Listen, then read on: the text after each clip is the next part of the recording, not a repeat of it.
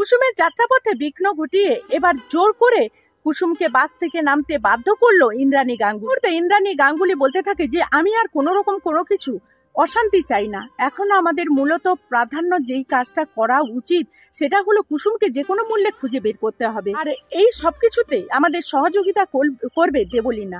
আর দেবলীনা আমি নিশ্চিত ও যখন এই বাড়ি ছেড়ে চলে গিয়েছিল তোমাকে নিশ্চিত করে জানানোর জন্য ও নিশ্চয়ই কোনো নম্বর থেকে ফোন করেছিল।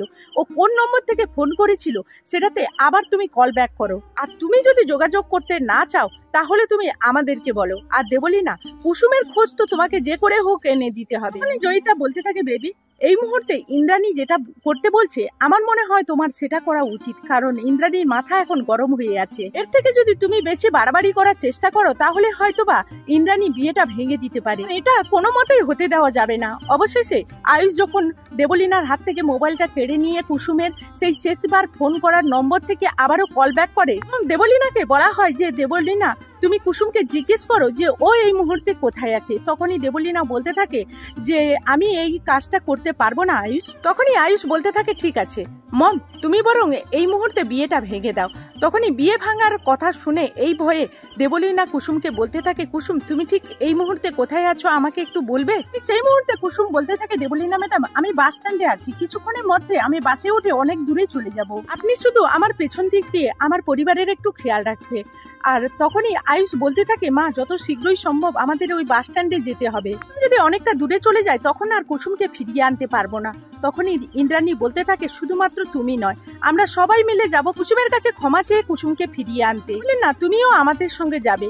অবশেষে কুসুম যখন বাসে উঠে যায় তখনই বাসের কন্ডাক্টর বলতে থাকে যে তুমি কোথায় যাবে। মানে কুসুম বলতে থাকে আমি জানি না, আপনাদের বাসের লাস্ট স্টপেজ কোনখানে আছে আমি ঠিক সেখানেই যাবো। করে যখন মাঝপথে গাড়ি আটকে দিয়ে ইন্দ্রাণী গাঙ্গুলি গাড়ি থেকে নেমে বলতে থাকে যতদূর সম্ভব এই গাড়িতেই কুসুম আছে, আর আয়ুষ ঈশান তোমরা দুজন মিলে কুসুমকে জোর করে হলেও নামিয়ে নিয়ে আসো। থেকে সেই বাসের মধ্যে যখন কুসুমকে ঈশান আয়ুষ দেখতে পায় তখন জোর করতে থাকে নামার জন্য। তখনই কুসুম বলতে থাকে দোহাই আপনাদের এই বাস থেকে নামার জন্য আমাকে জোর করবেন না, আমি আর ওই বাড়িতে ফিরতে চাই না, আমি চাই না নতুন করে আর কোনো রকম কোনো অশান্তি শুরু হোক আমার কারণে, মিডিয়ার সামনে আপনাদের আবারও কোনো রকম কোনো অপমান অপদস্থ হোক। তখনই জোর করে যখন ঈশান আয়ুষ কুসুমকে নামিয়ে আনে বাস থেকে তখনই ইন্দ্রাণী গাঙ্গুলি সপাটে চড় মারে আর বলতে থাকে তোমার এত বড় দুঃসাহস হয় কি করে, তুমি আমাদেরকে না জানিয়ে বাড়ি থেকে বেরিয়ে এসেছো। দেখে ইন্দ্রাণী গাঙ্গুলি দেবলীনার কাছে গিয়ে বলতে থাকে দেবলীনা এক্ষুনি তুমি কুসুমের কাছে ক্ষমা চাও, তুমি কুসুমকে যে শর্তটা দিয়েছো